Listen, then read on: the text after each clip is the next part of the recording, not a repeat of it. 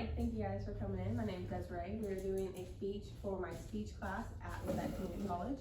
Today we're going to be talking about energy drinks for adolescent children. Have you ever stopped to think about what is actually inside an energy drink? What kind of chemicals are in it? What kind of caffeine is in it? What kind of sugars in it? These are the answers that we need to ask ourselves.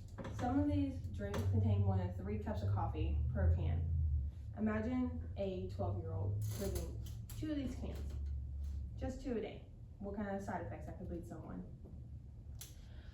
I chose this topic because I work at a hospital and we see all the time kids come in with heart issues, with high anxiety, with tremors from energy drinks. They'll drink these every day, not thinking that there's any problem, no side effects, no nothing. But really they're not seeing the underlying causes that these energy drinks are having. Energy drinks are something that are a serious problem because we are seeing kids drink them at the ages of 12, whenever they should not be drank by anyone under a minor's age. Having a minor drink these can cause serious heart issues. It can cause any type of developments that can go unnoticed. All these things can go unnoticed because they're not looking for them in children. The health effects of these are not small. Too much caffeine can cause too many heart problems, and with that, we can see high blood pressures. With high blood pressures with teens, we have to give medication. These medications are not built for kids. They can cause other types of damages that can cause your liver damage and can cause kidney damage. With that, we are talked about how kids should only have 100 milligrams of caffeine per day. That goes from the CDC and preventions.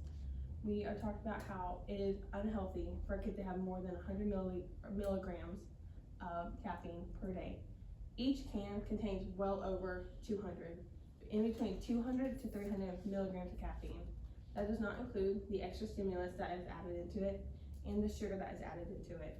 Even the sugar-free Monsters or Red Bulls or Lonnies contain 200 to 300 milligrams of caffeine.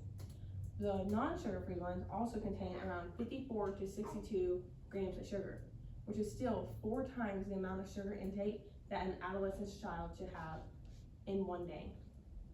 The consequences of these are already happening. We are already seeing kids in the ER. Just in a few years, between 2007 and 2011, we had over 1,500 kids come into the ER solely based on heart issues for having energy drinks. That's not including the kids that came in from high anxiety. That's not including the extra kids that came in for other underlying causes that were also due to having energy drink problems. This is more than doubled in these last few years.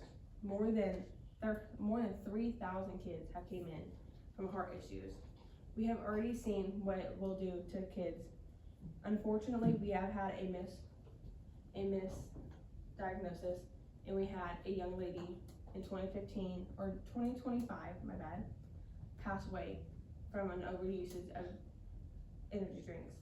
She drank Alani's every single day, multiple Alani's a day, and she ended up dying, passing away in October 2025 due to heart conditions because of it. She was a very bright young woman, 17 years old, had over 12 scholarships to different colleges, had a very bright future in cheerleading, all thrown away for a simple energy drink, for something that could help you get through the school day, could help you work out after school, just to help keep you awake. Gone in a blink of an eye due to the misleading conduct of energy drinks. With this, some people argue that energy drinks are no different than soda and no different than coffee. Any type of soda has around 35 milligrams of caffeine. Any type of energy drinks, whether it's sold from Starbucks, Scooters, or it's sold from Seven Bird, has only around 95 to 100 milligrams of caffeine per container. Depends on what size, but the largest containers normally have under 100 milligrams of caffeine. Each energy drink, which is half the size of coffee drinks, contain more than double that in just one drink. So imagine your kid drinking 2 of those. Imagine the heart rates that your child is going through for a simple energy boost. There's a solution to this. Most likely we have a solution for underage kids drinking alcohol or using tobacco. We put an age limit on energy drinks to protect our children's health. This means that whenever someone's trying to check out, look at your ID.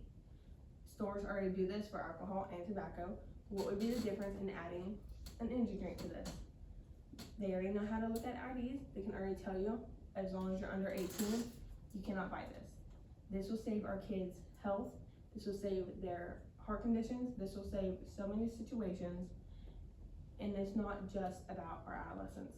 It happens in young teens as well. But if you're old enough to make a decision, if you're old enough to be out of high school, you should be old enough to have an energy drink. But anyone under that should not. It is very important for us to keep our kids safe. They do not understand how dangerous it is, because they've never had to face real world consequences from these things. If nothing does change and things do get more worse, we will see more people passing away. We will see younger and younger kids dying, which is not what our world needs at this moment. So the things that we can do is we can help pass policies to protect our children. We can put restrictions on things. We can have parents educated on why it is bad to buy your child energy drinks. It is not something that we are doing to take away from you. It's not something that we want to restrict from you for anything else besides your own benefit. Energy drinks may seem harmless, but these risks are very real and they are really already happening. One mother has already lost her child. Let's not do it to another family. Thank you guys so much for coming.